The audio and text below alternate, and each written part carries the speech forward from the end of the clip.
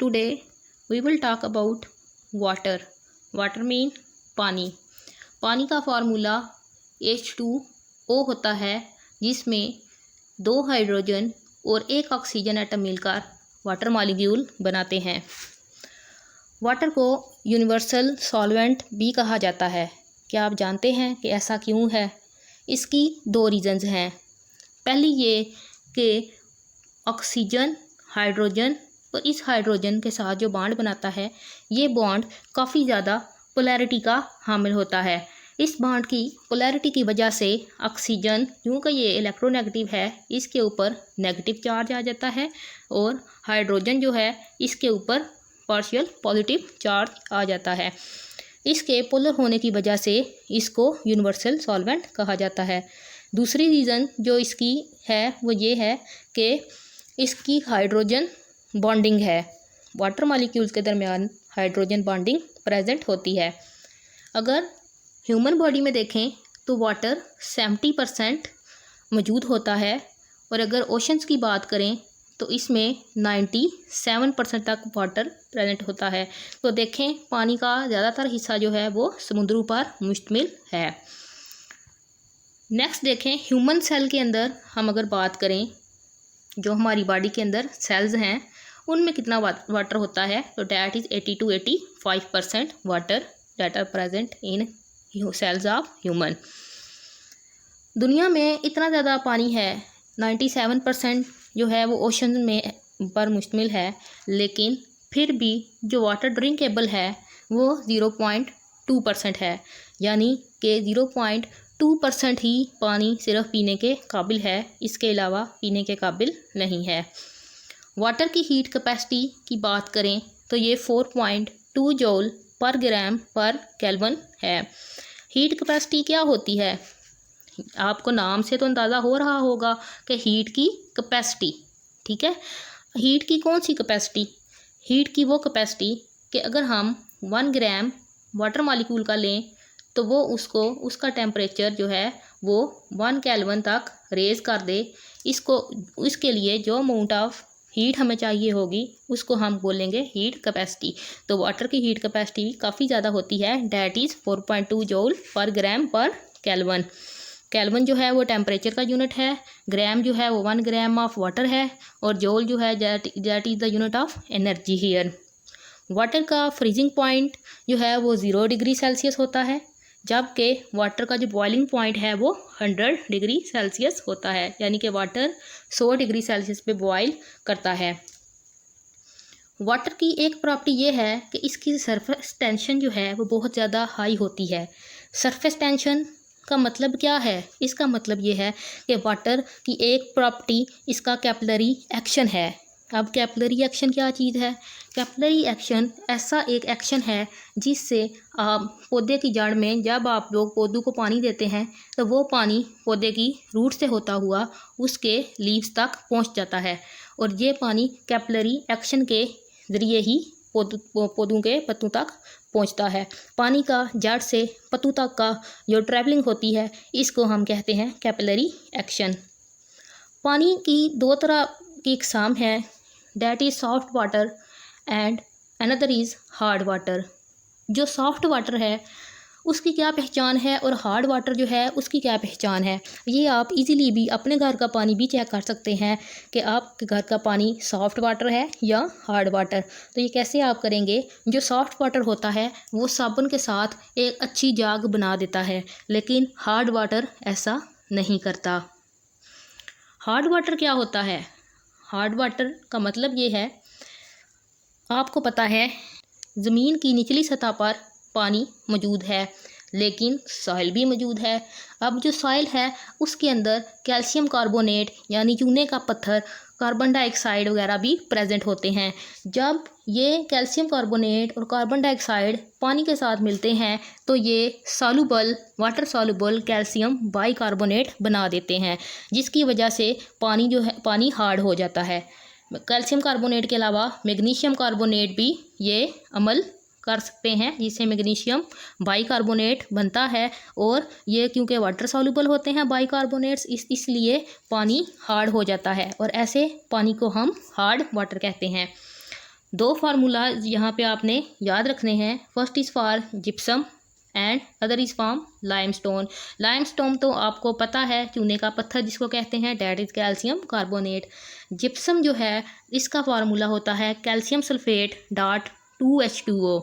क्या gypsum water में कुछ हद तक सॉल्युबल होता है, ये हल हो सकता है, लेकिन जो चूने का पत्थर है ये इसके अंदर इनसॉल्युबल होता है। लेकिन अगर कैल्शियम कार्बोनेट को हम कार्बन डाइऑक्साइड के साथ रिएक्शन करवा दें तो फिर ये सॉल्युबल हो जाता है अपने बाइकार्बोनेट्स की फॉर्म में, जैसे कि हमने ऊपर हार्ड वाटर का फार्मूला देखा। नेक्स्ट बात करें पानी की टाइप्स ऑफ वाटर हार्डनेस। हमने कहा पानी हार्ड होता है। अब इसकी दो इकसाम हैं, temporary hardness and permanent hardness. जो टेम्पररी हार्डनेस होती है वो कैल्शियम और मैग्नीशियम के बाइकार्बोनेट्स की वजह से होती है, लेकिन जो परमानेंट हार्डनेस होती है वो कैल्शियम और मैग्नीशियम के क्लोराइड्स और सल्फेट की वजह से होती है। अब हमने इस वाटर हार्डनेस को रिमूव कैसे करना है ताकि पानी जो है वो सॉफ्ट हो जाए और आप उससे अपने यूजुअली घर के काम कर सकें। इसके दो तरीके हैं, टेम्पररी मेथड्स भी हैं रिमूवल के और परमानेंट भी है, जिससे आप परमानेंटली इसको रिमूव कर सकते हो हार्डनेस को। First one is temporary method, that is boiling. आप सिंपली पानी लें, उसको बॉयल कर लें, पानी जो है उसकी हार्डनेस ख़त्म हो जाएगी। ये एक टेम्पररी मेथड है जो कि वक्ती तौर पर ही के लिए वक्त के एक खास महसूस वक्त के लिए सूटेबल है। दूसरा तरीका ये है कि आप कैल्शियम हाइड्रोक्साइड ले लें, जिससे क्या होगा कि कैल्शियम कार्बोनेट के अंदर वो कन्वर्ट हो जाएगा जो कि इनसॉल्युबल होंगे, तो वाटर हार्डनेस जो है वो ख़त्म हो जाएगी। परमानेंट वेज कौन से हैं? ये भी दो तरीके हैं। पहला तरीका ये है कि सोडियम कार्बोनेट आप लें। सोडियम कार्बोनेट क्या होता है? Sodium carbonate is washing soda, इसको वॉशिंग सोडा भी कहते हैं। सोडियम कार्बोनेट वॉशिंग सोडा आप लेंगे तो क्या होगा, जब इसका आप हार्ड वाटर के साथ रिएक्शन करवाते हैं तो कैल्शियम कार्बोनेट्स यहाँ इसके सल्फेट्स बन जाते हैं। सोडियम के सल्फेट्स यहाँ पे बनेंगे और कैल्शियम के कार्बोनेट्स बन जाएंगे। ओके, तो वाटर हार्डनेस जो है परमानेंटली ये रिमूव हो जाएगी वॉशिंग सोडा से। दूसरा मेथड इसका ये है, सोडियम या कैल्शियम का आप जियोलाइट ले लें। ओके, तो ये सोडियम एल्युमिनियम सिलिकेट के मिक्सचर्स होते हैं जिसको हम सोडियम जियोलाइट कहते हैं। इनसे क्या होगा, जब आप वाटर के साथ इनका रिएक्शन करवाएंगे दोनों का, तो वो सोडियम के सल्फेट और कैल्शियम के क्लोराइड्स के अंदर कन्वर्ट हो जाएगा, जिससे वाटर की हार्डनेस परमानेंटली रिमूव की जा सकती है। हार्ड वाटर है उसके कुछ नुकसानात भी हैं। फॉर एग्ज़ाम्पल, सबसे पहले जब आप पानी ये पीते हैं तो आपके स्टमक में प्रॉब्लम हो सकती है, क्योंकि ये हार्ड वाटर भारी पानी होता है। इसकी वजह से आपका स्टमक जो है इसको हज़म नहीं कर सकता और आपको स्टमक प्रॉब्लम होते हैं। दूसरा है स्केल्स। अब ये स्केल्स क्या हैं? हार्ड वाटर बेसिकली अनफिट होता है कि आप उसको इस्तेमाल कर सकें स्टीम इंजन में, बॉयलर्स में या टरबाइंस में, क्योंकि इसके कैल्शियम और मैग्नीशियम के साल्ट जो इनसॉल्युबल होते हैं वो पाइप्स के अंदर डिपॉजिट हो जाते हैं। इनको हम इस इनसॉल्युबल कैल्शियम और मैग्नीशियम साल्ट्स को जिनकी डेपोजिशन हो जाती है, इनको हम स्केल्स कहते हैं।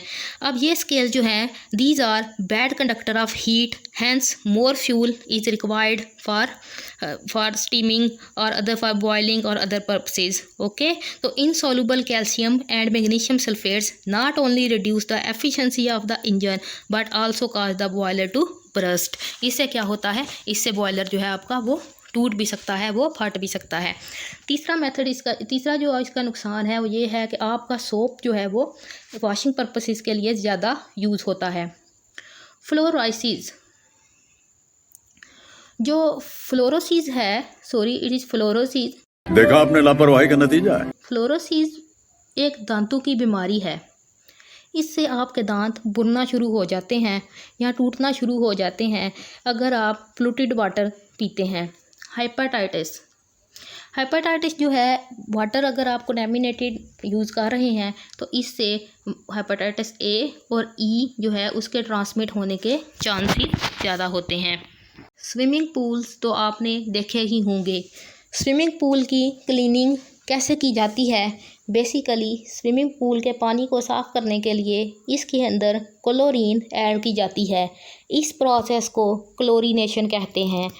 ये क्लोरीन जब पानी के साथ रिएक्ट करती है तो ये हाइपोक्लोरस एसिड HOCl को बना देती है, जो मज़ीद डिसोसिएशन में अपने आयंस के अंदर कन्वर्ट होकर OCl नेगेटिव हाइपोक्लोराइट आयन और H पॉजिटिव हाइड्रोजन आयन बना देता है।